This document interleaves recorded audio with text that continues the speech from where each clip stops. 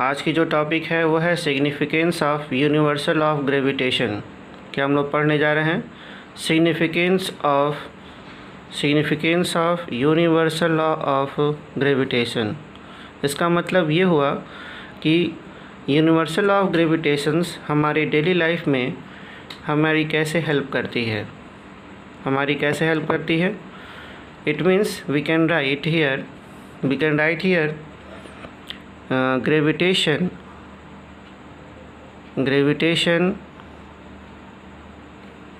and universal law of gravitation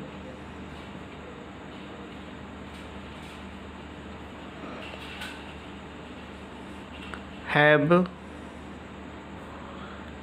helped us to understand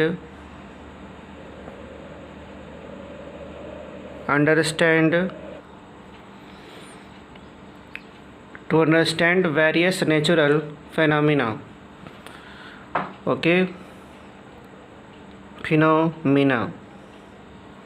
Right. Now we can discuss some example which is based on this fact. हम लोग क्या करने जा रहे हैं? Gravitation and universal of gravitation help us to understand various natural phenomena.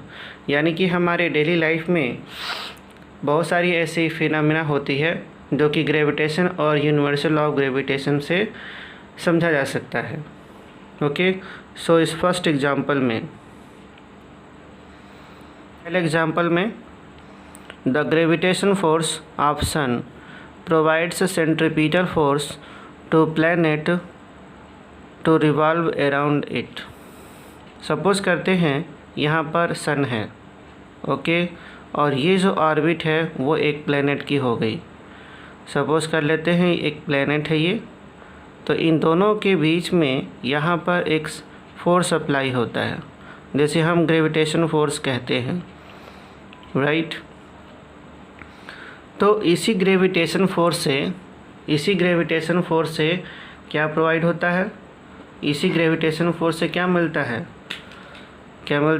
Centripetal force मिलती है। और इसी सेंट्रीपिटल फोर्स की मदद से कोई प्लैनेट सन की चारों तरफ क्या कर पाता है? रिवॉल्व कर पाती है।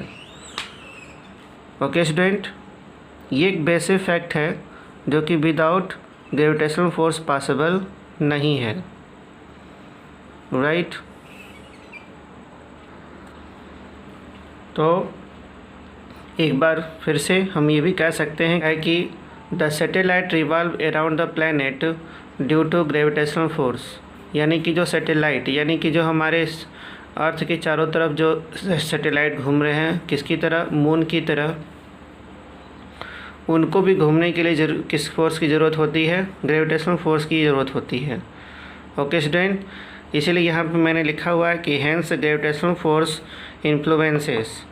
मैंने यहाँ पे कंक्लूजन लाइन लिखी हुई है, और वो कंक्लूजन लाइन क्या है कि हैंस फाइनली वी कैन से कि ग्रेविटेशनल फोर्स इन्फ्लुएंसेस, यानी कि उसी के हेल्प से the motion of stars, planet, moons यानी कि जो हमारे अर्थ के चारों तरफ घूमते हैं, and all other celestial object, यानी जितने भी अंतरिक्ष के हमारे ऑब्जेक्ट हैं वो सब एक दूसरे का चक्कर यदि लगा रहे हैं तो किसकी हेल्प से लगाएंगे? ग्रेविटेशनल फोर्स की हेल्प से। स्टूडेंट, तो इस सेकेंड एग्जांपल में कि the atmosphere cover around the earth, क्या लिखा गया है? The atmosphere cover around the earth exist due to its gravitational pull. इसका मतलब ये क्या हुआ कि एटमॉस्फेयर मीन्स जो भी पार्टिकल्स हैं जिनसे हमारा एटमॉस्फेयर बनता है उन पर भी हमारा ग्रेविटेशनल फोर्स वर्क करता है। इसका मतलब ये हुआ कि अगर ग्रेविटेशनल फोर्स नहीं होता तो ये सारे पार्टिकल्स क्या होते? हमारे अर्थ सरफेस छोड़ करके चले जाते। और हमारे अर्थ पे क्या होता? एटमॉस्फेयर होता ही नहीं। इसका मतलब हम ये कह सकते हैं कि इट में बी स्टेटेड दैट, इस प्रकार हम ये कह सकते हैं कि if no life would be sustained on earth if it had no gravity, यानी अर्थ पर कोई अगर ग्रेविटी नहीं होती, अगर अर्थ सरफेस पर ग्रेविटी पॉसिबल नहीं होता तो हमारे अर्थ सरफेस पे एटमॉस्फेयर होता ही नहीं। ओके, क्लियर है। इसीलिए बीच में ये भी लिखा हुआ है कि some celestial bodies such as moon, यहाँ पे किसकी बात की जा रही है? मून की। Do not have any atmosphere, वहाँ पे कोई एटमॉस्फेयर नहीं होता। क्यों नहीं होता?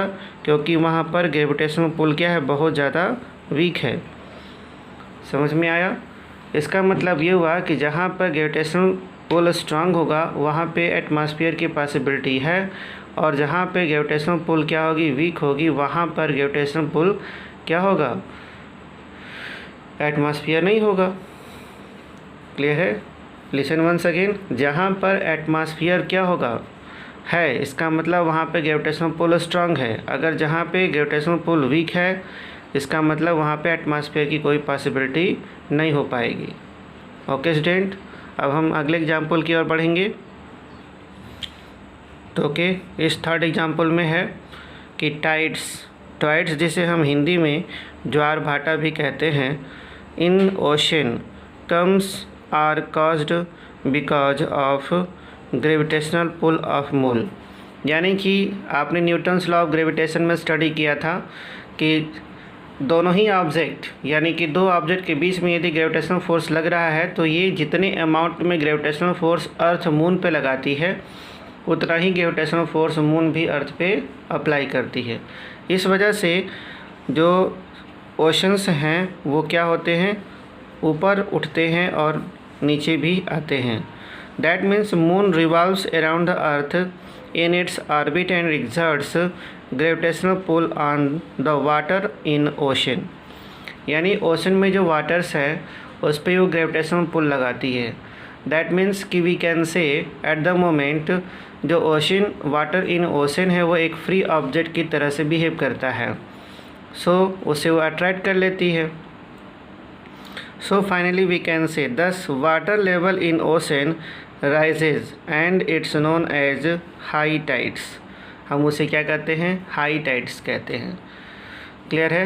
हाई टाइड्स मीन्स वाटर क्या होती है? ऊपर की तरफ उठ जाती है। हाई टाइड्स में क्या होता है? वाटर ऊपर उठती है, और लो टाइड्स में क्या होती है? वो डाउन हो जाती है। फोर्थ एग्जाम्पल क्या कहता है कि we are held on earth. Very interesting example. We are held on earth because of its gravity. Because of its gravity sense ये हुआ कि अर्थ हमारे ऊपर बॉडी पे क्या लगाती है? ग्रेविटेशनल फोर्स लगाती है, जिसकी डायरेक्शन क्या होती है? टुवर्ड्स अर्थ होती है। Right. So if it was not there, अगर ये ग्रेविटेशनल फोर्स हमारे शरीर पे नहीं लग रहा होता तो वी वुड फ्लाई। जैसे कि हम वो चंद्रमा पे देखते हैं कि कोई भी ऑब्जेक्ट होता है या बॉडी होती है वो हमेशा उड़ती हुई रहती है। So we would fly off tangentially, हम किसी डायरेक्शन में टेंजेंशियली क्या हो रहे होते? स्पेस में चले गए होते। राइट। फिर study of solar system and space researches would not be possible without gravitational force.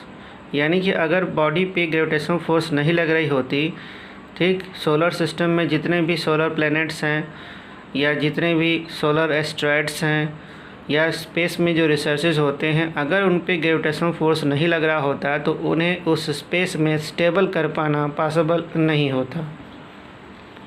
Okay student, ये थी आपकी सिग्निफिकेंस ऑफ, ठीक है, हम लोगों ने क्या स्टडी कर लिया? Significance of universal of gravitation. Okay.